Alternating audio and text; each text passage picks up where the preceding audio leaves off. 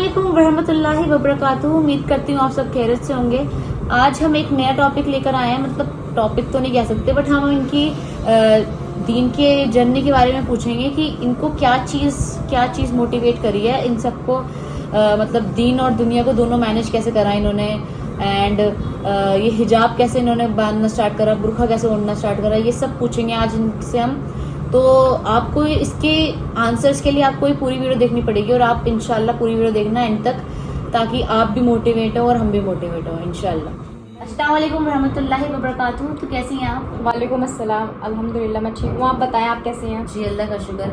तो मेरा पहला सवाल आपसे ये कि आपको ऐसी क्या चीज़ थी जो आपको मोटिवेट करी है इन सब चीज़ों को, मतलब इन सब चीज़ों के लिए करने के लिए, और आपने माशाल्लाह ग्रुप भी कर रखा है जिसके अंदर बहुत सारे मेंबर्स, शायद 500-600 जी 500 समथिंग। तो ऐसी क्या चीज़ थी कि आपको वो इतना मोटिवेट कर गई और आप माशाल्लाह ये सब अच्छा काम कर रही थी इनके लिए? मेरी ज़िंदगी का जो शुरुआत अल्हम्दुलिल्लाह 2022 से मैंने नवंबर से खुद को चेंज करना शुरू कर दिया था। मतलब कुछ ऐसा हुआ कि मतलब मेरी खुद की फ्रेंड्स, मेरे पास कोई दोस्त नहीं था, कोई मेरा बेस्ट फ्रेंड नहीं। तो एक होता है ना, एक टाइम पर इंसान तन्हा रहता है तो एंजाइटी हो जाती है उसको। तो मैं बहुत दुख रहती थी, परेशान रहती थी। और कहते हैं ना कि जब इंसान गुनाहों वाली ज़िंदगी में होता है तो फिर उसको बहुत एंजाइटी होती है। तो मेरे साथ भी यही था कि दिन भर तो मैं ठीक रहती थी, लेकिन रात होते ही मुझे एंजाइटी फील होने लगती थी। तो फिर एक दौर ऐसा भी आया कि मैंने नमाज़ पढ़ना शुरू किया तहज्जुद की। तो पता नहीं क्यों मेरे आँख से आंसू आ रहे थे और फिर मैं तहज्जुद में इतना रोई हद से ज़्यादा।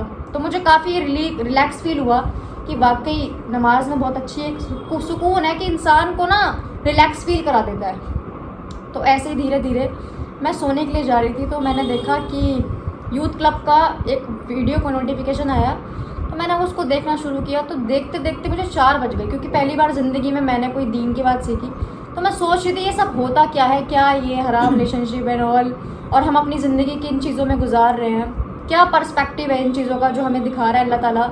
तो मुझे ऐसा लगा कि अल्लाह ताला की तरफ से साइन है कि देख, मैं तुझे गंदगी से बाहर निकाल रहा हूँ, मैं तुझे अपने करीब कर रहा हूँ। जिस तरीके से मेरा तहज्जुद की तरफ आना और फिर अल्लाह के सिग्नल्स आना, तो मुझे ऐसा लगा कि ये अल्लाह ताला चाहता था कि मैं अपने आप को पॉजिटिविटी में लेकर आऊँ और दिन पर काम करूँ। आपकी ये जो स्टोरी है, आप मुझे सुन के बहुत ज़्यादा मोटिवेट लगा है कि ऐसी समथिंग कुछ मेरी भी थी। इंशाल्लाह किसी और दिन मेरे से पूछेंगे तो आप, मैं इंशाल्लाह बताऊंगी। अभी फिलहाल मैं आपसे ये पूछना चाह रही हूँ कि ऐसी क्या चीज़ थी, किस चीज़ से आप मोटिवेट हुई थी कि आपने पर्दा करना स्टार्ट करा, आप दीन में आ गई अल्हम्दुलिल्लाह, आपने तहज्जुद पढ़नी स्टार्ट कर दी, उसके बाद आपने प्रॉपर पर्दा कब करना स्टार्ट करा? सच बताऊँ तो आज तक मुझे किसी ने पर्दे के लिए मोटिवेट ही नहीं किया। मैं किसी से मोटिवेट, किसी से इंस्पायर्ड नहीं हुई। मैंने किसी स्कॉलर को नहीं देखा, ना किसी को सुना कि पर्दे करने वाले पे अजाब होते। पता नहीं अचानक से क्या हुआ है मेरे दिमाग में कि मैं कॉलेज थी और मैंने अपनी बहन से कहा कि मुझे ना कुछ पैसे ट्रांसफ़र कर दे, मुझे ना आज बुर्का खरीदना है अपने लिए। अब पता नहीं क्यों ये अल्लाह की तरफ से था, अपने आप मैंने खुद से ख़रीदा। लेकिन उस वक्त ये मेरे अंदर इंटेंशन नहीं था कि मैं खुद को हिफाजत में रखूँगी या खुद को बस ऐसे कि नहीं, मुझे नॉर्मल, मेरे को जुनून चढ़ रहा था कि नहीं मुझे बस पर्दा करना है। हाँ, थोड़ा दुबई वाला कूलनेस वो थोड़ा आ जाए, तो इस वजह से मैंने बुर्का ट्राई किया। तो क्या है, पहले बुर्का मेरा मुकम्मल नहीं था, मेरा बाया ऐसे ही था कि मेरा फेस खुला रहता था। मैं कॉलेज में जाती थी तो मैं इस तरीके से जाती थी बुर्के से, लेकिन ये नहीं कि मैंने प्रॉपर कर लिया था। शादियों में भी जैसे हम जाते थे तो उतार देते थे। लेकिन फिर क्या हुआ कि मैंने ना एक चीज़ सोची कि भाई हम लोग अल्लाह ताला के लिए अगर ये कर रहे हैं, तो हम बुर्का पहन रहे हैं, तो फिर हम अगर उसको उतार रहे हैं, क्योंकि कुछ औरतों ने कहा था, मेरी जितनी जानने पहचानने वाली लोग हैं वो कह रहे थे ज़्यादा मुल्लानी बन रही है, इसने अबाया कर लिया, लगता है इसके ड्रामे हैं 3-4 दिन के अभी तक। तो मुझे ऐसा लगा कि यार सब लोग कह रहे हैं ये ड्रामे दिखा रही हैं, ये मुल्लानी बन रही हैं, इनका नाटक अभी 6 महीने बाद ख़त्म हो जाएगा। नए नए दिन पर आया ना, तो अभी इनका भूत उतर जाएगा। मेरे घर वालों को भी लगता था कि इसको शौक चढ़ रहा है बुर्खों का, तो कोई नहीं, उतर जाएगा। लेकिन मेरे दिमाग में यही बात थी कि नहीं भाई, अगर करा है ना तो फिर मैं इसकी इज्जत करूँगी। मैंने मुकम्मल तो नहीं किया था, लेकिन हाँ, तो 2023 की जब शुरुआत हुई जनवरी में, मैंने ना एक ग्रुप बनाया था हिदायत पाकज़ोर। और मुझे वो भी नहीं पता मैंने क्यों बनाया। मुझे लगा कि मेरे कोई दोस्त तो है नहीं, कोई है नहीं, किससे बात करूँ, चलो ऐसा करती हूँ कोई अल्लाह वाला ग्रुप बना लेती हूँ, लड़कियाँ मेरी दोस्त बन जाएंगी। तो मैंने एक लड़की से रब्ता किया, उनका नाम इकरा था। तो मैंने उनसे बोला कि मैं ना एक ग्रुप बनाती हूँ, आप ना अपने कॉन्टैक्ट्स को ऐड कर लेना, मैं अपने कॉन्टैक्ट्स को ऐड कर लूँगी। तो उन्होंने कहा चलो ठीक है। तो हम दोनों ने ग्रुप बना लिया। मैंने ग्रुप का नाम हिदायत पाकज़ोन रखा अल्हम्दुलिल्लाह। मुझे नहीं पता था ये ग्रुप इतना आगे जाएगा। माशाल्लाह। हमने तो नॉर्मली रखा था ताकि लोगों से गॉसिपिंग हो जाए। फिर उसके बाद क्या है कि तालीम सीखने के लिए मेरे पास ना कोई मैम कोई पहले हिदायत फैज जोन का नाम ग्रुप का कुछ अलग था ना शायद, यही था। उसके बाद चेंज हुआ नहीं, है? शुरू से यही था। अच्छा, स्टार्टिंग से यही था। शुरू से यही था, पता नहीं क्यों मुझे तो यही नहीं पता हिदायत का मतलब क्या होता है, लेकिन मेरे दिमाग दिल में ना अपने आप नेचुरली ये बात आ रही थी कि एक ग्रुप का नाम रख जिसका नाम होना चाहिए हिदायत। फिर मैंने कहा पाथ, एक सीधा रास्ता, और ये होना चाहिए हमारा जोन, हिदायत पाथ जोन। उसमें अल्हम्दुलिल्लाह बहुत सारी लड़कियां आई, बहुत सारी जुड़ी। मुझे नहीं पता था तालीम क्या होती है क्या नहीं होती। तो मैंने सोचा कि एक बार मैं तालीम तो सुनूंगी ताकि मुझे भी थोड़ी इल्म, मुझे नॉलेज हो जाए। तो एक दिन ना मैं फ्राइडे का दिन था, इस्तेमाल में देख लिया। तो मुझे ना ये नहीं पता था कि मंथली जो सबके यहाँ वीकली इज्तिमे होते हैं ना, मुझे पता ही नहीं था कहाँ होता है, क्योंकि मेरी फैमिली कभी गई नहीं और ना मैं गई। तो मैं ना नीयत करके ना मैंने अबाया करा, और मैं ना घर के बाहर जब निकली तो मैंने ये दुआ की कि अल्लाह मैं नहीं जानती कि इज्तिमा कहाँ होता है कहाँ नहीं होता, लेकिन मैं तेरे भरोसे निकल रही हूँ, तू मुझे पहुँचाएगा कि कहाँ इज्तिमा होता है। मैं बस चल पड़ रही थी, मैं बस जा ही रही थी दोपहर में, कहाँ जाना है कहाँ नहीं। तो इत्तेफाकन से एक आंटी आ रही थी सामने से, मैंने कहा कि आपको पता है कि फ्राइडे के दिन इज्तिमा कहाँ होता है? तो इत्तेफाकन से उसने उन औरत ने कहा कि बेटा मैं तालीम में ही जा रही हूँ। मुझे इतनी खुशी हुई कि भाई ये अल्लाह की बंदी है, मतलब अल्लाह ने फरिश्ता भेज दिया मेरे लिए, चाहे वो कैसे भी हो, आंटी हो, कुछ भी हो, मेरे लिए तो फरिश्ता था, वो मेरे लिए मौजज़ा था। मैं गई तो मुझे इतनी खुशी हुई कि सारे लोग ना ज़मीन पे बैठे हुए थे। मुझे क्या पता कि मैं जैसी अनपढ़ लड़की, मुझे अल्लाह ताला ने इतनी इज्जत दी कि पहले दिन जिस तरह मैंने अबाया कैरी करा था, सबको लगा कोई आलिमा आ रही है, कोई आलिमा आ रही है। तो लोग हट रहे थे, वही हटो हटो, और ना मुझे बेड पे बिठा दिया। मैंने कहा भाई चलो, फिर तालीम हो रही थी। तो एक लड़की तालीम कर रही थी, तो वो ना किताब पढ़े जा रही थी और औरतें सो रही थी। मैंने कहा भाई ये क्या मामला हो रहा है? मैंने कहा बहन रुको एक मिनट। तो मैंने ना सूरह फातिहा का खुलासा किया, और सब लोग ना यूँ देख रहे थे, बस यूँ कि भाई खो गए। अब खो गए। तो मैंने कहा कि तालीम का मकसद होता है कि अगर कोई इंसान आ रहा तो उसको सिखाओ, उसके दिल में बात बिठाओ। ये क्या होता है कि तुम पढ़ रहे हो, बस पढ़ रहे हो, इंसान को फर्ज समझ पूरा कर में दिया। वो सो रहा है इंसान, ये तो नहीं मतलब होता ना। तो फिर जब तालीम हो गई तो तुम्हारी चाची भी थी, मुझे फर्स्ट टाइम वहाँ पे मिली। उन्होंने कहा बेटा आप कहाँ से हो, कहाँ रहती हो, आपने बहुत अच्छी तालीम की, आप कोई आलिमा हो? मैंने कहा नहीं मैं कोई आलिमा नहीं हूँ, मेरा फर्स्ट डे है, मैं यहाँ पर आई थी तालीम सीखने के लिए, लेकिन अल्लाह रब्बुल इज़्ज़त ने मुझे इन आंटी के ज़रिए यहाँ पे पहुँचा दिया। तो ये मेरा दूसरा दिन अब बता रही मेरे रोंगटे खड़े हो रहे हैं। फिर धीरे धीरे क्या है कि मुझे ना तालीम में खुशी हुई कि यार इतनी सारी औरतें आती हैं, यहाँ पर पर्दा भी हो रहा है। तो फिर मुझे ना एक खुशी सी हुई, जब मैं घर जा रही थी ना तो मेरा सीना चौड़ा हो रहा था कि यार वाकई में अल्लाह की राह में से आ रही हूँ, मुझे खुशी हो रही थी। आज मैंने कुछ सीखा। तो मैं अपनी अम्मी को जाकर बता रही थी, अम्मी आज मैं गई, लोगों ने मुझे जगह दी बैठने की, मैं बेड पे बैठी, सब जमीन पे बैठे थे, एक अलग ही फॉर्म में आ गई थी। फिर इतना जुनून चढ़ा, मैंने इंस्टाग्राम पर आईडी बनाई अपनी, वहाँ पर बयान, फिर मैं अपने ग्रुप में बयान, फिर मैं ऑफलाइन तालीम कराती, मतलब हर तरफ में सिर्फ यही काम करना मेरा शुरू हो गया। वो आपने प्रॉपर यहाँ से मेरी जर्नी शुरू हो गई थी। अच्छा, ठीक है। बहुत अच्छी तरह इन्होंने बयान करा जैसे इनके साथ हुआ है जर्नी में। से भी और सवाल पूछ रहे हैं, इंशाल्लाह वो पूछेंगे। तो मेरा आपसे तीसरा सवाल ये है कि जब आपने ये सब चीज़ें स्टार्ट करी हैं माशाल्लाह, इस्तेमा लेना, हिजाब करना, बुरखा ओढ़ना, तो कुछ चीज़ आपके रुकावट बनी है, मतलब फैमिली की तरफ से, फ्रेंड्स की तरफ से, ये यूनिवर्सिटी आप जाती थी उसकी तरफ से कुछ रुकावट जो आपको बनी हो? तो ये समझ लो कि जब इंसान अपनी ज़िंदगी में आगे बढ़ता है कामयाबी, तो पत्थर तो बीच में आते ही है ना। तो सबसे पहले तो यही चीज़ थी कि इंसान का सपोर्टिव सिस्टम, उसे फैमिली होनी चाहिए। बट मेरा सपोर्ट सिस्टम मेरे माँ बाप की तरफ से बिल्कुल पक्का था, क्योंकि मेरी अम्मी हमेशा माशाल्लाह से, चाहे वो पढ़ी लिखी नहीं है लेकिन हमेशा से नमाजी हैं, और वो हमें यही तालीम देती थी कि नमाज़ पढ़ो चाहे कुछ ना है। और मेरे वालिद भी सादगी वाली उनकी सोच है, तो उनकी तरफ से मुझे सपोर्ट था। लेकिन जो मेरे भाई बहन थे, मेरे जो सिबलिंग्स हैं, वो थोड़े से कहते हैं ना मॉडर्न ख्यालात के, तो इस तरीके से कि मैं पर्दा करती थी तो वो कहते थे, वो भी मेरा मजाक बनाते थे, मुल्लानी, सस्ती मुल्लानी, ये तो वो है मौलाना, मतलब अलग ही अलग मेरे को बहुत टॉन्टबाजी चलती रहती थी। तो मैं हमेशा नमाज कुरान में लगी रहती थी। मेरा भाई कहता था ये ना इसका दिमाग चल गया है, लगता है जो ज़्यादा दीनदार होते हैं ना वो पागल हो जाते हैं, इतना कुरान नहीं पढ़ते, इतनी नमाज नहीं पढ़ते। अब अल्लाह उन्हें माफ़ करे क्योंकि उनको ये इतना नॉलेज नहीं है, लेकिन अल्हम्दुलिल्लाह अब तो बहुत बेहतर है कि अब वो भी उनको समझ में आ चुका है कि दीन वाकई बहुत अच्छी चीज़ है, दीन बहुत अच्छा है कि इंसान को एक इज़्ज़त मिलती है। और पहले वो इज़्ज़त नहीं थी जो मुझे अब इज़्ज़त मिलती है। मेरे ख़ानदान में पहले मेरा जो आपने बिहेवियर आप जानते होंगे, मैं थोड़ी मजाकिया टाइप हूँ, तो मेरे ख़ानदान में मेरा नाम रख देता है ये कॉमेडियन गर्ल है, इसको मेरे को मतलब एक जोकर का मिला हुआ था बैनर कि ये जोकर है, इस पर सिर्फ हंसना है। मेरी बहन भी, मेरी खाला की लड़कियां वगैरह सब मेरा मजाक बनाती थी, और काफ़ी लोग मुझे कहते भी थे कि मतलब कि तेरा ना टैग सिर्फ एक मजाकिया का है, तो इसलिए मेरी कोई इज्जत नहीं होती थी। एक बोलते ना हंसी मजाक करने वाले की कहाँ इतनी इज्जत होती है।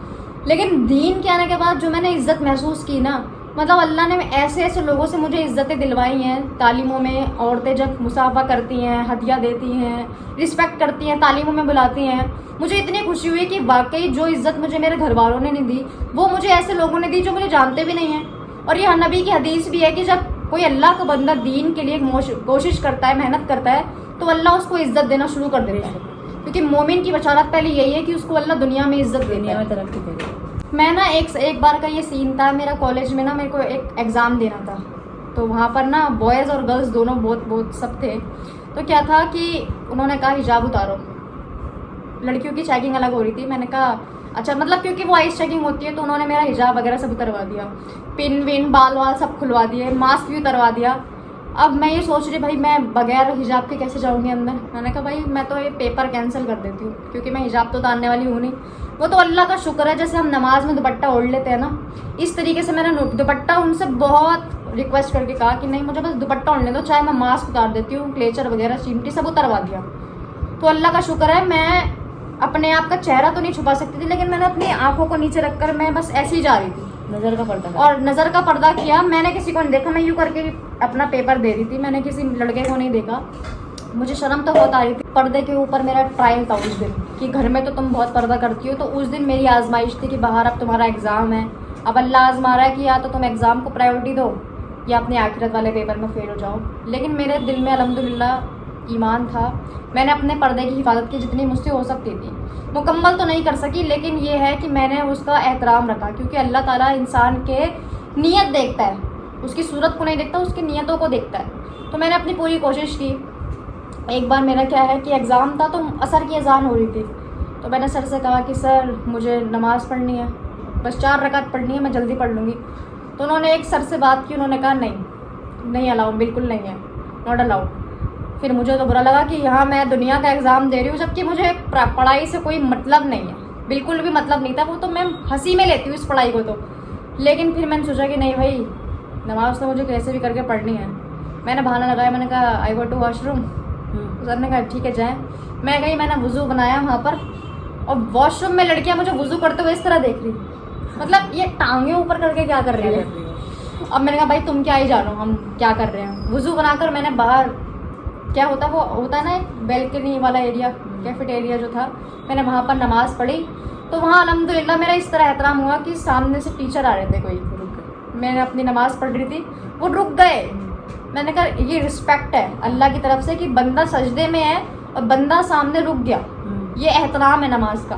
कि बंदे की नीयत होनी चाहिए कि तुम नीयत तो करो, अल्लाह रास्ते खुद बनाएगा। कि इंसान ये कहे कि नहीं मैं बाहर चला गया था, बाजार में था, इसलिए नमाज नहीं पढ़ पाया। भाई तुम्हारी नीयत ही नहीं थी, अगर तुम नीयत करते ना तो तुम्हारी नमाज कभी कज़ा नहीं होती। ऐसे ही हम जब मॉल में गए थे एक बार, मेरे सारे भाई बहन हम सब मॉल में गए थे, तो किसी को नमाज की फ़िक्र नहीं थी, मुझे फ़िक्र थी। मैं गई वॉशरूम, मैंने वज़ू किया, तो वहाँ पर ना जहाँ पर इलेक्ट्रिसिटी के तार वगैरह नहीं होते, मैं उस जगह पर चली गई, तो वहाँ लिखा था कि यहाँ जाना ही नहीं है। लेकिन ना मैं जानबूझ के गई वहाँ पर, उठाया उसको, बहुत भारी था वो, शीशा था उसमें लगा हुआ था, लेकिन ऐसा शीशा था कि बाहर से आवाज़ नहीं आती। चलिए तो गई मैं नमाज़ पढ़ने के लिए, लेकिन जब मैंने पढ़ी, मैंने सलाम फेरा, उसके बाद ना तो इधर से मैं जा सकती और वो बाहर से खुलता, अंदर से भी नहीं खुलता, और मैं उसमें बंद। मेरे फ़ोन में रिचार्ज नहीं, रिचार्ज तो कभी होता ही नहीं है, ऐसे भी कुछ नहीं था मेरे पास। अब मेरे को ना एक दुआ याद आई, मैंने फ़ज़ाइल अमाल में पढ़ी थी कि जब तुम बहुत मुश्किल में हो ना और तुम्हारे पास कोई मदद नहीं है, तो एक दुआ है अम्युजिबुल्लज़ी मुस्तर्रा इज़ा दआहू, ये मैंने रो रो कर पढ़ी। और कसम खुदा की 2 लड़के जिनको मैंने आवाज़ तक नहीं दी, मैं यूँ करके बैठी हुई थी कि भाई अब अल्लाह ही कुछ कर सकता है। तो वाकई उन 2 भैयाओं ने गेट खोला और मुझे खुशी हुई कि 1 घंटे बाद मैं खुद निकल गई। फिर मेरे भाई बहनों ने पूछा भाई कहाँ थी, तूने कुछ खाया भी नहीं। मैंने कहा चलो अब घर हो गया इंजॉय, क्योंकि गुस्सा आ रही थी एक तो, लेकिन खुशी भी इस बात की थी कि अल्लाह ताला ने अपनी मदद भेजी। तो मैं यही कहना चाहूँगी कि भाई देखो, आप कहीं पर भी हो, आप रुकावटें आएंगी, रुकावटें आती हैं, लेकिन अल्लाह ताला ना रुकावटें इसलिए डालता है ताकि हम तुम्हें देख सकें कि तुम अपने आप को किस तरह कैरी करते हो बाहर। लड़कियां छोड़ने वाली तो छोड़ देती है नमाज, और जिसे पढ़नी होती है तो वो कहीं पर भी पढ़ लेती है। तो माशाल्लाह आपने बहुत अच्छी तरह एक्सप्लेन करा है कि रुकावटें तो आएंगी, देखो रुकावटें तो अल्लाह देंगे, लेकिन हमें किस मजबूत तरीके से रहना है। उसको हैंडल करना है वो हमारे ऊपर है। तो अब मैं आपसे ये पूछना चाहूंगी कि आपने कुरान से कैसे मदद ली? कहते हैं ना कि कुरान बाज़ दफ़ा इंसान के लिए रहनुमाई भी करता है और बाज़ दफ़ा उसे गुमराह भी कर देता है। कुछ लोग हैं, अब जैसे इबलीस था, इल्म होने के बावजूद भी वो नाफरमान था। कितने ऐसे एथिस्ट होते हैं, उन्होंने कुरान की ट्रांसलेशन पढ़ी है लेकिन उन पर हरकत नहीं की। ऐसे ही अबू लहब था, जो अबू जहल था, उन लोगों ने भी, वो अरब के लोग थे और कुरान भी अरबी ज़बान में है, उन लोगों पर वो कुरान ना हरकत नहीं करता था, फ़ायदा नहीं पहुँचाता था। तो यही है ना, अल्लाह जिसका सीना कुरान की तरफ खोल दे तो उसको समझ में आ जाता है कि ये कुरान ना मुत्तकीन लोगों के लिए एक हिदायत है, कंटेंटमेंट है कि आप इससे चाहो तो आप अपनी ज़िंदगी का पूरा तौर तरीका सीख सकते हो। तो 2023 में मैंने कुरान ट्रांसलेशन रमज़ान में शुरू की थी। थोड़ा बहुत मुझे समझ में आया, लेकिन इतना समझ में नहीं आया। मेहनत तो थी मेरी, फिर मैं धीरे धीरे पढ़ती भी थी, लेकिन जो अब मुझे समझ में आया ना वो 2024 में मुझे समझ में आया। वो तो एक तो हम रमज़ान में जो हमने क्लासेस रखी थी, उसके बाद मैंने एक और बार अपनी तरफ से किया, फिर मैंने थोड़ा तफसीर को जाना, और अब मेरा आखिरी कुरान अभी 25 सितंबर में हुआ है, जो मैंने गर्ल्स को पढ़ाया था। मतलब अब ऐसा है कि कुरान अगर हम अरबी भी पढ़ रहे हैं ना तो हमें समझ में आ जाता है थोड़ा बहुत, अल्हम्दुलिल्लाह, कि इस कुरान में क्या बात हो रही है। ये खुला मौजज़ा है इंसान को कि ये ना हरकत करने लगा है, कि कुरान सुनकर रोना आने लगता है, और हमें हिदायत भी अल्लाह ताला देता है। तो अल्लाह ताला ने कह दिया है कुरान में कि कोई है कुरान की नसीहत को हासिल करने वाला, क्योंकि हमने कुरान को आसान कर दिया। तो जो इंसान अपने आप को तैयार करे कि अल्लाह मैं हूँ, मैं चाहता हूँ आप मेरे लिए आसान करें, तो अल्लाह उसी के लिए इजी क्रिएट करेगा। तो मेरे को तो अल्हम्दुलिल्लाह अब समझ में आने लगा है कुरान। आपने बहुत अच्छी तरह समझाया। उस जो कुरान का आपने करा था, ये माशाल्लाह मैंने भी रमज़ान में आपके साथ करा था, तो मुझे भी बहुत अच्छा लगा था। मुझे रोना आ रहा था कहीं कहीं जगह पे कि यार हम कितनी पीछे हैं और कितना दीन कितनी आगे है। सबसे हमारी फेवरेट लाइन होती जिनके नीचे नहरें बह रही। हाँ हाँ वही वाली थी। वो आप इनको बताना चाहेंगे वो कौन सी लाइन थी? अल्लाह ताला ना कहते हैं कि जो इंसान अच्छे काम करेगा ना तो उनके लिए बहिश्त है, जिनके नीचे नहरें बह रही हैं, जिनके नीचे नदियां बह रही होंगी। हाँ वो कुछ समथिंग ऐसी थी, बहुत ज्यादा हिट करती थी और बहुत ज्यादा रिपीट भी हुई है कुरान शरीफ, बहुत बार बोला जाता है। हाँ माशाल्लाह। तो मुझे इनके साथ करके बहुत अच्छा लगा कि इनकी जर्नी कितनी अच्छी रही है, और डिफिकल्ट भी रही है, इजी भी, सब कुछ रही है उसके अंदर। मेरी भी समथिंग कुछ ऐसी थी। तो मेरा आपसे सवाल आखिरी ये है कि आपको अपनी कौन सी लाइफ बेटर लगती है? मतलब जो दुनियावी आप काम कर रही थी उसमें बेटर लगती है, फिर जो दीन का अब आप काम कर रही हो वो ज्यादा बेटर लगता है?